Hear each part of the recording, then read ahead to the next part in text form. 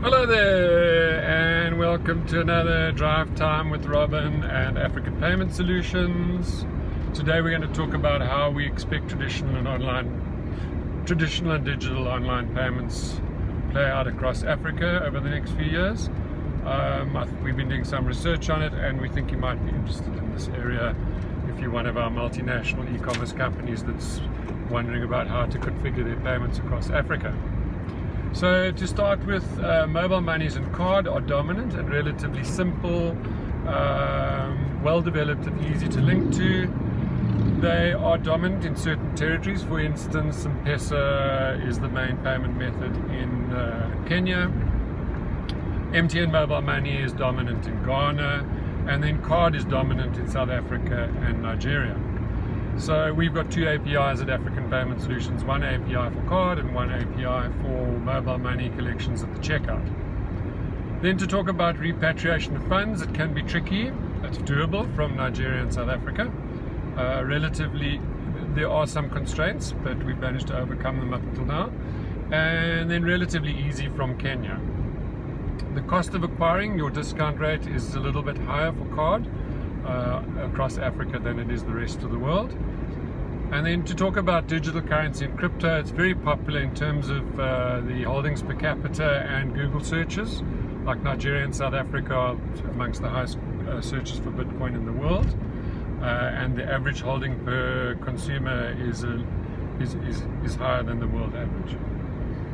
So I would guess this is popular because of the currency instability, migrant worker remittances benefiting from digital currencies.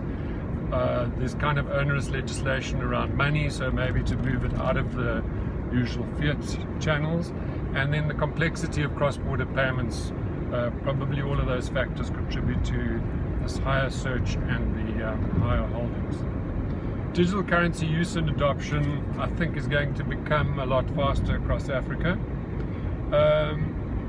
Really because there's a real need here as opposed to the rest of the world where financial things work relatively simply.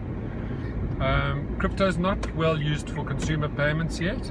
It's mainly for the back-end payment rails for remittances from an institutional or a wholesale business perspective. And then from a consumer perspective, crypto and digital currencies is predominantly for investment and speculation. So, exchanges is where most of the activity is taking place as they have ambitions to become the banks of the future, like Lunos and Binance and so on. So the poor banks, they are really competing against mobile money because mobile money is being encouraged by governments to facilitate a higher level of financial inclusion. They're being licensed to do bank-like activities. So on the one hand, banks are competing against them, and then a number of African governments are considering doing central bank digital currencies and researching it at the moment, like South Africa, for instance. So the banks are getting it from all sides. So that's all we have for you today. I hope that was interesting for you.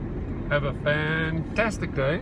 And if you're looking for online payments across Africa, mobile monies and card, give us a shout. Go to africanpaymentsolutions.com and send us an inquiry, and we'll see how we can get you sorted for the territories that you'd like to expand your multinational e-commerce company to. Have an awesome day.